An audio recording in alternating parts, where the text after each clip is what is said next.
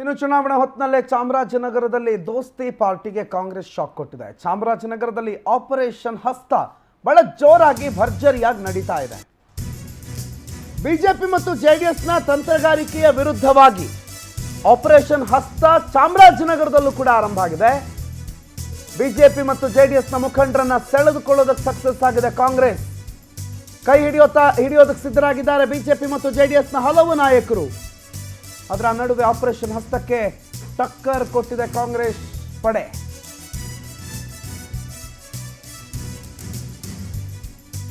ಮಾಜಿ ರಾಜ್ಯಪಾಲ ಬಿ ರಾಚಯ್ಯ ಅವರ ಪುತ್ರ AR ಬಾಲರಾಜು ಬಿಜೆಪಿ ಬಂಡಾಯ ಅಭ್ಯರ್ಥಿಯಾಗಿ ಸ್ಪರ್ಧಿಸಿದ್ರು.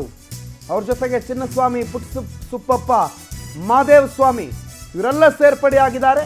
ಇವತ್ತು ಸಿಎಂ ನೇತೃತ್ವದಲ್ಲಿ ಕಾಂಗ್ರೆಸ್ ಸೇರ್ಪಡೆ ಆಗಲಿದ್ದಾರೆ.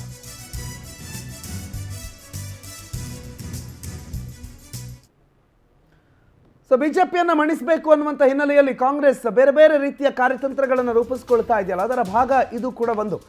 ಸಾಮಾನ್ಯ ಇದು. ಚುನಾವಣಾ ಸಂದರ್ಭದಲ್ಲಿ ಪಕ್ಷಾಂತರಗಳು, ದೊಡ್ಡ ದೊಡ್ಡವರ ಪಕ್ಷಾಂತರ, ತಳಮಟ್ಟದ ಕಾರ್ಯಕರ್ತರ ಪಕ್ಷಾಂತರ ಇವೆಲ್ಲವೂ ಕೂಡ ಸಾಮಾನ್ಯ. ಆದರೆ ಚಾಮರಾಜನಗರದಲ್ಲಿ ಈ ರೀತಿಯ ಒಂದು ದೊಡ್ಡ ಧ್ರುವೀಕರಣ ಆಗುತ್ತೆ ಅನ್ನೋದನ್ನ ಬಿಜೆಪಿ ಎಕ್ಸ್ಪೆಕ್ಟ್ ಮಾಡಿರಲಿಲ್ಲ. ಬಿಜೆಪಿ ಮತ್ತು ಕಾಂಗ್ರೆಸ್ಗೆ ಒಂದು ಸ್ಟ್ರೈಕ್ ಇದು ಅಂತ ಅನಿಸ್ತಾ ಇದೆ. ಪ್ರತಿನಿಧಿ ಶ್ರೀನಿವಾಸ್ ಈ ಬಗ್ಗೆ ಹೆಚ್ಚಿನ ಮಾಹಿತಿಯನ್ನು ಕೊಡ್ತಾ ಹೋಗ್ತಾರೆ. ಶ್ರೀನಿವಾಸ್ ಮೂರ್ತಿ, ಚಾಮರಾಜನಗರದ ಈ ಸೇರ್ಪಡೆ, ಕಾಂಗ್ರೆಸ್ಗೆ ಸೇರ್ಪಡೆ ಆಗ್ತಾ ಇರುವಂಥದ್ದು, ಅದು ಬಿಜೆಪಿಗೆ ಮತ್ತು JDSಗೆ ಯಾವ ರೀತಿ ಹೊಡೆತ ಕೊಡ್ತಿದೆ? ಯಾರ್ಯಾರು ಪ್ರಮುಖರು ಸೇರ್ಪಡೆ ಆಗ್ತಿದ್ದಾರೆ? ಪ್ರಣುತ್, ಏನಾಗಿದೆ ಅಂತಂದ್ರೆ ಚಾಮರಾಜನಗರ ಲೋಕಸಭಾ ಕ್ಷೇತ್ರ ನಿಜಕ್ಕೂ ಕೂಡ ಸಿಎಂ ಅವರಿಗೆ ಪ್ರೆಸ್ಟೀಜ್ನ ಕ್ಷೇತ್ರವಾಗಿದೆ ಅಂತ ಹೇಳ್ಬೋದಾಗಿದೆ. ಯಾಕೆಂದ್ರೆ ಸಿಎಂ ಅವ್ರ ವರುಣಾ ಕ್ಷೇತ್ರ ಈ ಲೋಕಸಭಾ ಕ್ಷೇತ್ರಕ್ಕೆ ಸೇರಿರೋದ್ರಿಂದ ಅವರು ಈ ಕ್ಷೇತ್ರವನ್ನ ಗೆಲ್ಲೇಬೇಕು ಅನ್ನೋ ಪಣವನ್ನು ತೊಟ್ಟಿದ್ದಾರೆ ಅಂತ ಹೇಳ್ಬಹುದು. ಯಾಕೆಂದ್ರೆ ಸಿಎಂಗೆ ಪ್ರೆಸ್ಟೀಜ್ನ ಲೋಕಸಭಾ ಕ್ಷೇತ್ರ ಕೂಡ ಇದು.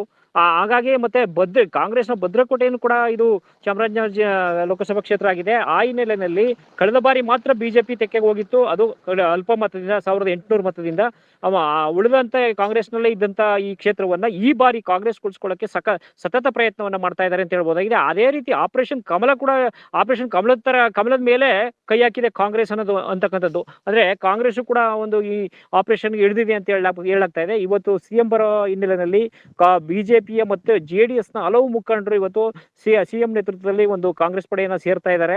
ಸೊ ಆ ಹಿನ್ನೆಲೆಯಲ್ಲಿ ಈ ಬಿಜೆಪಿಗೆ ನಿಜಕ್ಕೂ ಕೂಡ ಒಂದು ಆತಂಕ ಸೃಷ್ಟಿಯಾಗಿದೆ ಅಂತ ಹೇಳ್ಬೋದಾಗಿದೆ. ಯಾಕೆಂದ್ರೆ ಈ ಮಾಜಿ ರಾಜ್ಯಪಾಲರಾದಂತಹ ಬಿ ರಾಚಯ್ಯನವರ ಮಗ, ಮಾಜಿ ಜಿಲ್ಲಾ ಪಂಚಾಯತ್ ಸದಸ್ಯ ಸಹ ಬಾಲರಾಜ್ ಅಂತ, ಮತ್ತೆ ಅದೇ ತರ ಕಿನ್ಕಳ್ಳಿ ರಾಚಯ್ಯ ಅಂತಕ್ಕಂಥವ್ರು, ಈ ಕೊಳ್ಳೇಗಾಲದ ಮುಖಂಡರು ಕೂಡ ಅವರು ಬಿಜೆಪಿನಲ್ಲಿ ಬಂಡಾಯ ಅಭ್ಯರ್ಥಿಯಾಗೂ ಕೂಡ ಸ್ಪರ್ಧಿಸಿದ್ರು. ಅವರು ಮತ್ತೆ ಪೊನ್ನಾಚಿ ಮಾದೇಸ್ವಾಮಿ ಅನೂರು ಭಾಗದವರು ಇವರೆಲ್ಲ ಒಟ್ಟಾರೆ ಸೇರಿ ಇವತ್ತು ಸೇರ್ಪಡೆ ಆಗ್ತಾ ಇದ್ದಾರೆ.